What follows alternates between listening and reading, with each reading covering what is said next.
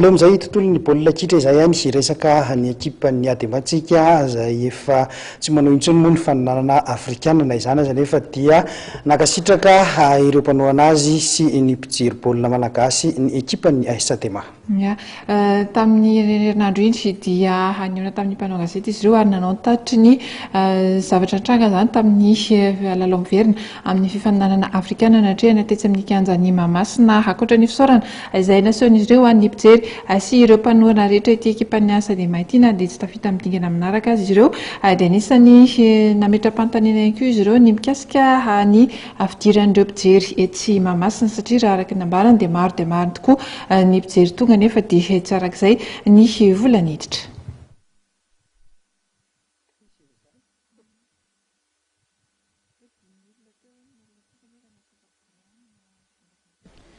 Fisaorana mitafotafo no natolotry ny fianakavian'ny ekipan'ny AS Adema tamin'ny fanohanana nataon'ny malagasy sy ankanavaka azy izy ireo nandritra ny lalao miverina amin'ny fifanitsanana fiadinana tompon-dakan'ny Afrika isan-tarika izay nihaona tamin'ny Desportivo Primeiro de Agosto avy any Angola ny alahady teo. Tsy nijanona treo amin'ny mpijery baolina tonga teny Mahamasina irery ihany izany fa dia niantefa tamin'ireo mpanoana rehetra ihany koa. Nambara ny filohan'ny AS Adema ary fa tsy atao makivy ny vokatra tahaka ireny fa vao maika mampirisika hiezaka. Nampanantena ny mpitantana amin'ity ekipa ity fa dia hanao tsaratsara koa hatrany amin'ity tampilalaovana ity.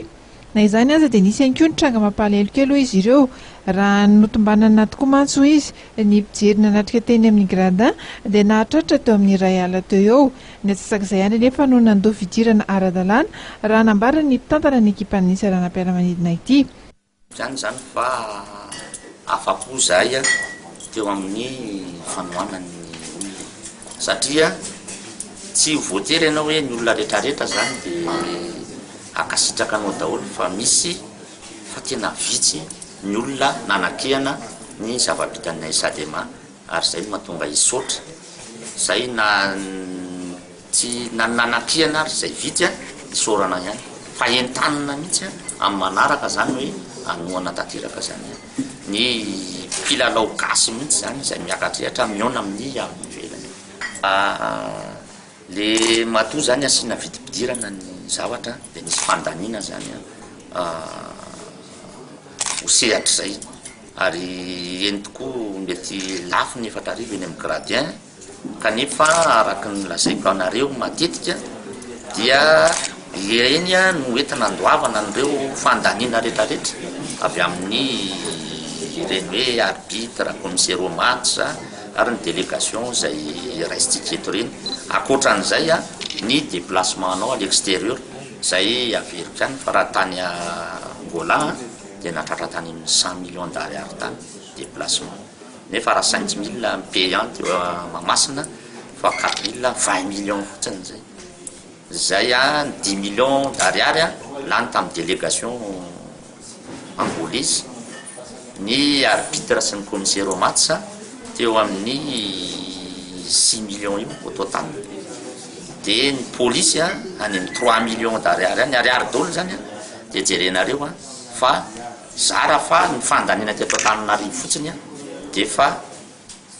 tapitra le vidim-pidirana raisina tao Mahamasina.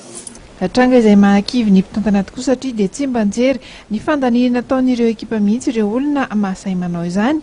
Tokony hiezaka anaraka ny fandaminana ny mpankafy malagasy ho ihany izy ireo raha te ahazo vokatra tsara ny kitra malagasy. Tetsakilan'izay dia ny araba sy ny rarisoa ihany koa ny TCOP izy ireo. Ankoatra ireo resaka rehetra ireo moa dia naneho ny agagany ihany koa ny mpitondra avy eo amin'ny AS Adema amin'ny tsy nahampahafantarana azy ireo ny tsy fandraisana anjara amin'ny fidirana ny ambara ho an'ny ekipa tompon-daka aty amin'ny faritry ny ranomasina Indiana. Tsy mbola nisy loatra eto izy ireo ny taratasy avy amin'ny fédération PI milaza ny tsy fandraisana anjara amin'izany fifanana izany fa dia tany amin'ny haino amanjery no nahalalaina fa ny ekipa tompon-daka lefitra dia nitana formation no isolo tena ny malagasy.